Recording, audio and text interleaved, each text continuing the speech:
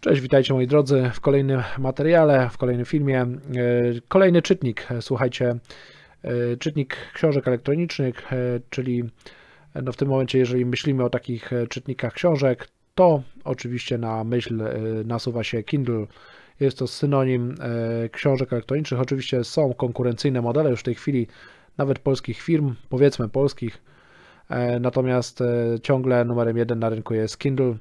Był Paperwhite 4, tutaj gdzieś Wam podlinkuję ten materiał. Nie mogło zabraknąć również największej konkurencji wewnętrznej, oczywiście ze stajni Amazona, a mianowicie Kindle 10 z 2019 roku, czyli też 10. generacja, bo te oba czytniki są w ramach jednej generacji, 10. Paperwhite 4 nieco wyżej pozycjonowany, nieco droższy, Kindle 10 podstawowy, absolutnie model. Czy warto go zakupić? Nie przedłużając, przejdźmy w takim razie do materiału.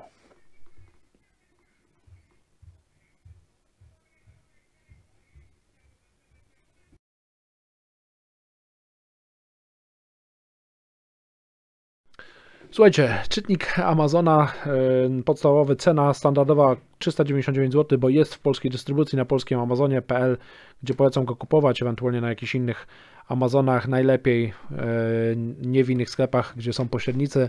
To wynika z innych kwestii, chociażby kwestii związanej nie tylko z reklamacjami, ale i z kwestii reklam. Zazwyczaj dostajemy te tańsze modele z reklamami. Ten jest w wersji bez reklam. Standardowa cena 399 zł i bywają promocje, była promocja na polskim Amazonie chociażby w okolicach 300 zł. Wtedy ten czytnik jest chyba bezkonkurencyjny. Co można powiedzieć o Kindle 10? Słuchajcie, model podstawowy, ale myślę, że w zupełności wystarczający, który również jest ewolucją poprzednich modeli. 6 cali standardowo, 800x600 ekran, co prawda tylko 167 ppi, czyli ta rozdzielczość 800x600 nie jest jakaś wybitna przy 6 calach, natomiast jeżeli nie porównamy jej bezpośrednio z Paperwhite'em 4, tej różnicy raczej nie dostrzeżemy. Ekran jest taki jak w poprzednikach, ale są tutaj dwie istotne zmiany. Po pierwsze, podświetlanie ekranu, 4 bodajże diody LED podświetlają ekran, to jest fajne. I druga kwestia, ten ekran, pomimo że rozdzielczość została taka sama, to jest w stosunku do poprzedników poprawiony, ma wyraźnie lepszy kontrast. Procesor i tutaj taki sam jak w Paperwhite 4 10. generacji, Freescale, NXP, bodajże model MX6, 1 GHz, taki sam jak w 4, tak jak powiedziałem, Paperwhite, co oznacza niższa rozdzielczość, ten sam procesor, lepsza responsywność. Czyli kupując niższy model, tak naprawdę możemy uzyskać lepsze efekty, bardziej żwawy system, bardziej responsywny niż kupując droższy model. Paradoks, ale nie jedyny w tym modelu. Tutaj mamy dosyć bogate wersje kolorystyczne, o ile skupimy się na dwóch, białej bądź czarnej, innych nie ma, za to mamy ten czytnik biały i czarny z obu stron. Słuchajcie, tylnie opakowanie oczywiście Amazona biedne, tylnia strona. Główne parametry, mamy w kilku językach informacje, że mamy wbudowane frontowe podświetlanie, mamy antyodblaskową warstwę na ekranie, długa praca na baterii i dosyć lekki jest. Co do tej pracy na baterii, to ja bym mógł polemizować, bo rozdzielczość jest niższa ekranu, natomiast ekran jest taki sam praktycznie, jeżeli chodzi o wielkość, jak Paperwhite'a, bateria natomiast jest dużo mniejsza, nie 1500 mAh na 890 mAh, więc tutaj może być gorzej. Zobaczymy, jak to będzie w praktyce. Mamy również informację o tym, że jest to wersja 8 GB, ma Wi-Fi i w zasadzie to by było na tyle. Sprawdźmy, co w środku. Znając Amazona, nie liczyłbym na jakieś fajerwerki w środku, jeżeli chodzi o zawartość. I tak też, słuchajcie, jest Kindle, oczywiście ładne wytłoczenie papierowe. Jeżeli chodzi o kabel, to tradycyjnie jest to micro USB. Trochę to dziwi, bo 2019 rok, data wypuszczenia na rynek, powinien już być USB typu C, tak jak w najnowszym modelu, słuchajcie, Paperwhite 5, już w końcu USB-C. Można jednym kablem obsługiwać większość urządzeń. Papierkologia to nikogo nie interesuje. Zestaw biedny, ale w zupełności wystarczający. Czytnika nie kupuje się dla akcesoriów, tylko ewentualnie akcesorie dla niego. Sam czytnik, słuchajcie, lekki, ładny, biały, nieco inaczej zamykany niż Paperwhite, bo on był w pionie, tutaj mamy w poziomie. I zobaczmy, jak prezentuje się. Biały, powiem Wam, że jest grubszy od Paperwhite'a, ale co ma na plus? Właśnie drugi paradoks, słuchajcie, a mianowicie ramki. Ramki tutaj mamy dużo mniejsze niż w Paperwhite'cie. Niby tylko pół roku różnicy, niby niższy model, a ramki jednak mniejsze. To powoduje, że on jest bardziej taki zgrabny, lepiej trzyma się w rękach. Jest też chyba trochę grubszy, co też powoduje lepszy grip, lepszy chwyt. Ekran, jak widać, 800x600, mimo że no, niezbyt wysoka rozdzielczość, to wcale nie wygląda to źle, jeżeli chodzi o, jak widzicie, obrazy. Oczywiście, jeżeli chcielibyście przeglądać PDF-y ze zdjęciami, czy chociażby jakieś, nie wiem, komiksy, no to już w tym momencie proponowałbym pomyśleć o Paperwhite'cie ze względu na wyższą rozdzielczość. Jeżeli chodzi o podświetlanie, to mamy tradycyjnie, słuchajcie, 24 stopnie podświetlania. No ten ekran jest całkiem jasny. Można go oczywiście też wyłączyć, jeżeli kogoś będzie to męczyć. Ja nie jestem wielkim fanem, ponieważ mam, jak wiecie, tradycyjnego Kindle 4, który nie chce się zepsuć. To no w tym momencie ciężko jest mi się przestawić na dotykową obsługę.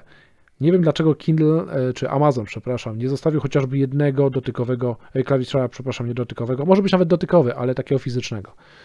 Wszystko za pomocą ekranu. Nie jest to na pewno najszczęśliwsze rozwiązanie według mnie, natomiast dzięki temu, że mamy, tak jak powiedziałem, tą rozdzielczość niższą, to ten czytnik, no może nie śmiga, ale jest naprawdę wydajny, szybki i jak widać rozdzielczość jest w zupełności, myślę, że wystarczająca dla większości użytkowników. 8 GB to jest też wystarczająca pojemność jako pierwszy czytnik do tego, żeby korzystać z Kindla. Słuchajcie, co tutaj mogę jeszcze Wam zaproponować, jeżeli chodzi o Kindla?